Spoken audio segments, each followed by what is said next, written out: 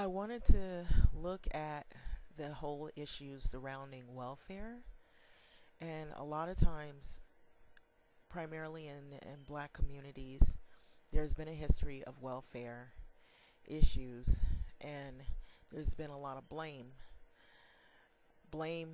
on the poor, blame on black people as a whole unit, black families for receiving and abusing welfare. And there's been a lot of swirling issues on the welfare state and on Obama being a welfare president and on welfare being a career, and that there's welfare queens, and primarily they focus on black people and black females as being welfare queens. So I was looking at an article in the Huffington Post, and it was dated July 18, 2016, and the House Speaker Paul Ryan says poor are the victims, but blames them for being poor. House Speaker Paul Ryan, in an NPR interview Monday, acknowledged that the poor are victims of our economic system here in America. The interview sounds reasonable but almost soothing until you examine what Ryan is really saying. After acknowledging that poverty is systematic, he turns around and then blames poor themselves for being personally responsible, even morally responsible for being poor and in poverty. He implies that the poor are just lazy people, and he cited addiction, lack of skills, and of course government handouts as the real causes of poverty. He said that raising minimum wage wouldn't help at all. His soothing sounding words are actually quite radical and extreme. Ryan was interviewed on Monday, a Monday NPR's morning edition by a Steve, and correct me if I'm wrong, it's INSKEEP, Inskeep, about his ideas on helping people get out of poverty. And when asked about people born into poverty who can't get out of poverty, Ryan responds, "That's right. You go look at the country and the conditions, and you're just as likely to stay in poverty or poor today as you were if you were born into it 50 years ago. There are people out there fighting for poverty that do well, and they succeed, but the government, I think in many cases, they could do more." Then he was asked about low and minimum wage jobs, and could they raise the minimum wage? And Ryan rejected raising the minimum wage as the one size fits all solution. Inskeep asked, "So why do you do something about raising the wages?" So Ryan, he says, "Well, skills, I think when you raise the minimum wage, you lose over 1 million jobs. So you don't take away the entry level, and the entry level jobs that give people hard and soft skills. They need just to learn how to do that work.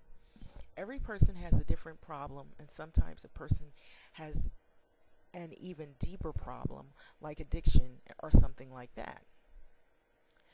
Ryan began to acknowledge that the country and the conditions are what is keeping people poor. He said, "If you look at the country and the conditions, you're just as likely to stay poor as today as you were born into poverty 50 years ago." But then he said there are people who are fighting poverty whose efforts would succeed but for the government. Ryan then contradicted what he said about the country and the conditions and then blamed poor themselves for being poor. They don't have skills, they don't have an education, they're addicted, they're lazy, and that a little bit of welfare keeps them from looking for work. And he said that they need to learn how to do work. So I'm just reading a part of that from an article. And as you see these clips here, like I said, there are many people that have a lot of issue with welfare and handouts, and they blame Obama for some of the tragedies that have happened here in America before he was elected. And I believe the whole thing with the welfare queen title is from a movie from the 70s that was called Claudine, or named Claudine. And it talks about poverty in the black community primarily. And this is at a time where that was prevalent, where black people who have had economical difficulty had problems keeping afloat economically. And a lot of that, what they fail to mention is racism was involved in a lot of that. So now we're hearing things about like there was that Milwaukee riot where you hear marginalized neighborhoods where there's a lot of poverty and there's a lot of violence and there's a lot of abuse, but these families are single parent headed families, single black women, and there's abuse of black women from black males, and then there's a lot of racism towards black people. And what they don't show you is that blacks are not the only ones that have been involved in welfare programs and receive welfare assistance. They always will almost show you only black women and black women who have a lot of kids and they're not married, but they don't talk about how those situations have happened. They never show you the white women who are on welfare and have kids. And they also never talk about this issue with, Walmart. It says the America's biggest welfare queen, and it talks about each Walmart that drains more than 900,000 from the taxpayers, and they encouraged people who worked for Walmart to receive public assistance. And so what does that say? Even though you got these poor people that are trying to look for jobs, they're not getting paid the fair wages. And then you have a lot of black males through some racial violence and stigmas and bias have been locked up for petty crimes. There was the war on drugs and the war on poverty and then the war on black people. And then three strikes you're out, and then you have the prison industrial complex, and there's a whole racket behind that using slave labor, and then you have these black men disproportionately thrown in prisons, and they're used for cheap labor.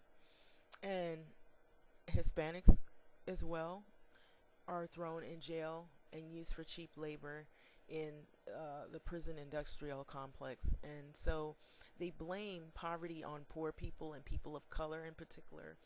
There's the issues of welfare dependency. Now, I'm not saying that doesn't exist, because you do have some people who they do use welfare for temporary assistance, and then when they get on their feet, they need either less of it or they don't need it at all.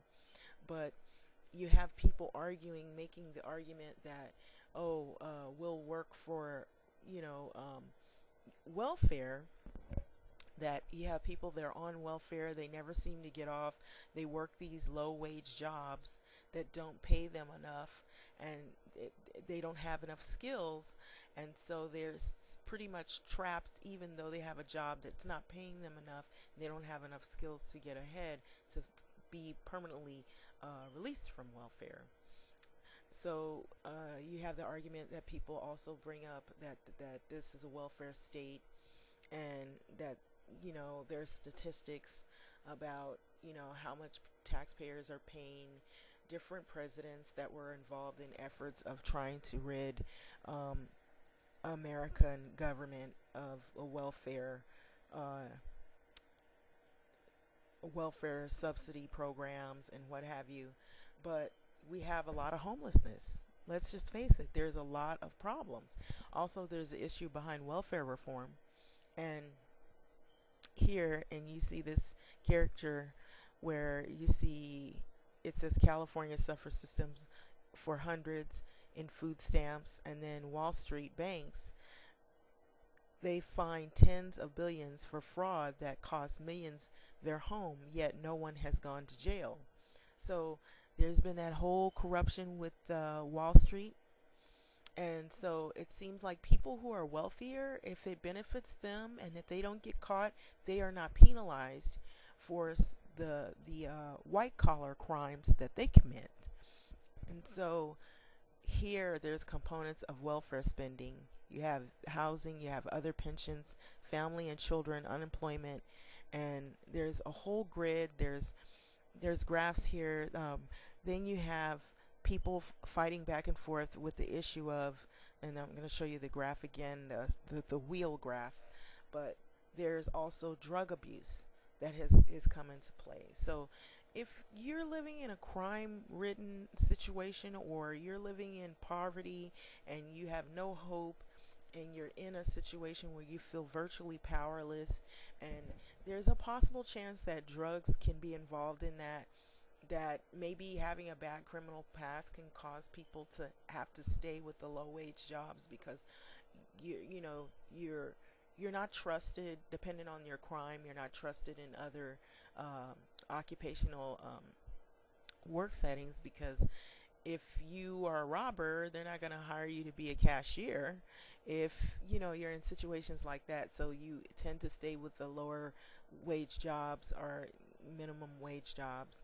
And then there's the issue of raising wages. It says costs to the average taxpayer per year, food stamps, and then corporate subsidies. It's like they rather put money into corporate programs rather than deal with our initial issues of poverty and children going without, and women going without. And they fight back by saying, well, look at these issues. See, they focus on the symptoms of poverty, like alcohol abuse. And then two, you've got people who are corrupt, that they'll take food stamps so they can give you alcohol, and they can give you all these other things, and drugs or whatever. But then you have people making fun of the issue and poking fun of it. I went to sign my dog up for welfare, and they said he's not eligible. I said he's lazy, unemployed, and doesn't know his daddy. He gets a check next week. So people make fun of people who are poor or who are disadvantaged and have been met with a lot of racial um, bias and prejudices, and they tend to blame poverty on poor people or people of color. And so, it would be nice if you could just say, oh, employment this way, welfare is that way. Let's just go get a job, and that'll solve everything. But what kind of jobs are out there for people? So there could be a lot of things that are holding people back from getting gainful employment. It could be education. It could be a lack of opportunities. Like I said, depending on the person, everybody's individual circumstance is different. Um, there could be they could have drug dependencies. There could be things that are symptoms for their poverty. When people are poor or they're going through a traumatic situation, they may end up getting involved in drugs and alcohol and what have you. And so now I hear there's this new thing where you have to take a drug test in order to qualify for welfare. So it's like taking another slap in the face, like, oh, you're not only poor, but you're a drug addict. So it's like labeling everybody as a whole. If I have to be drug tested before I get a paycheck, then you should be drug tested before you get a welfare check.